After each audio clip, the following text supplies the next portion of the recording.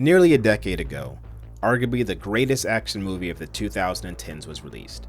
On May 15th, 2015, Mad Max Fury Road hit theaters, astonishing moviegoers with its stunning visuals, death-defying stunts, unrelenting pace, memorable characters, and a simple but riveting story. Directed by visionary filmmaker George Miller, Fury Road was the fourth film in the Mad Max franchise, preceded by 1979's Mad Max, 1981's The Road Warrior, and 1985's Beyond Thunderdome. The film follows Max Rockatansky, played by Tom Hardy instead of Mel Gibson, who portrayed the police officer turned vigilante in the first three installments, and series newcomer, the instantly iconic Imperator Furiosa, played by Charlize Theron, as they race across the vast, post-apocalyptic desert wasteland of the Australian outback, ferrying the five wives of the warlord Immortan Joe to Furiosa's ancestral home and away from the cruel master of the Citadel.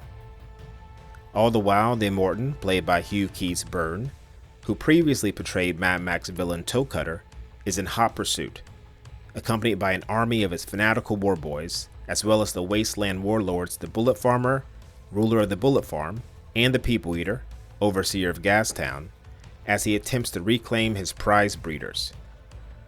Against overwhelming odds, Max and Furiosa reach the promised green place, but upon finding it less than ideal, decide to turn back and take the Citadel, rich with water and food, while it's undefended.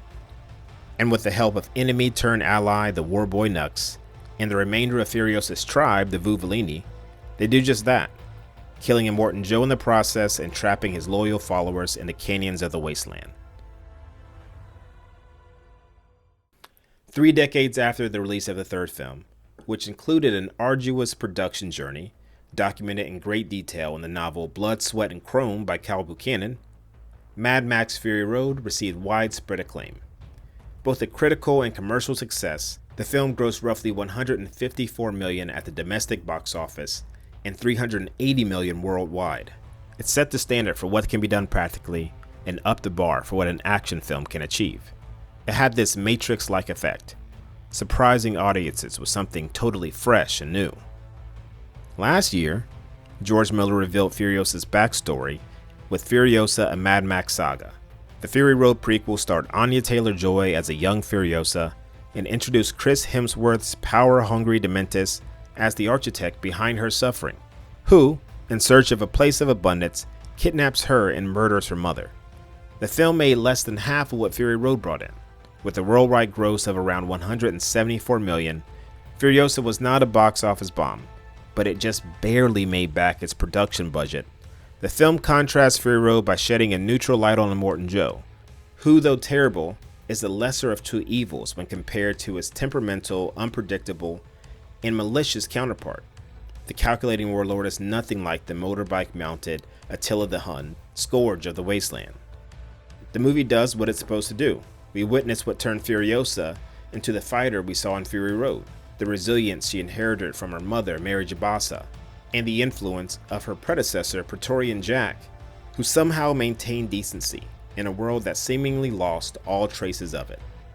All those things were great and interesting, and did a brilliant job filling in the blanks to a character fans have come to love. At the end of the day, Furiosa suffered from what all prequels suffer from. The audience knows how it ends. While we may not know how each scene or sequence will develop, we know that Furiosa will survive. She has to. And that knowledge lessens the suspense. Sure, we got another character to care about in Praetorian Jack, but we know since he didn't appear in Fury Road, that he probably bites it. It doesn't make it any easier when he does. It's brutal and heartbreaking, but somewhat expected. It also lost some of what made Fury Road so special. The practical effects that were a hallmark of the previous film gave way to an over-reliance on CGI. Not that Fury Road didn't use CGI. It did.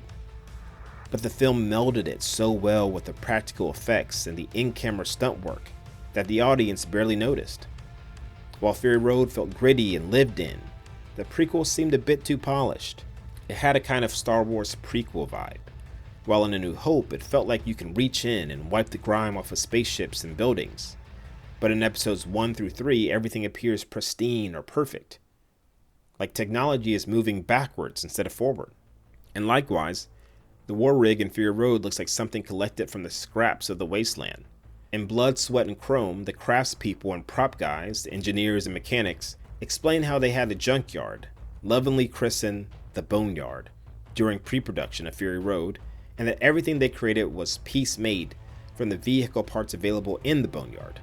The shiny, chromed-out Kensworth could not have been made from the scraps found in the Boneyard, and as such looks out of place in the wasteland. That being said, I liked Furiosa. I think it was one of the best films of 2024. I think Anya channeled a young Furiosa perfectly. I thought it was interesting and unsettling to learn how she lost her arm. I love Chris Hemsworth as Dementus. He was unrecognizable in the role, being charismatic while utterly despicable at the same time. Was it as good as Fury Road? No.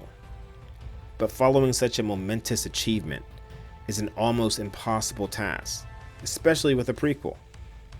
Now, I'm not saying I know better than George Miller. I don't. He created the world and spent years honing his craft, but I think the lukewarm reception speaks for itself and leaves some room for me to speculate about what could have been done differently. I'm not going to pretend like I have all the answers.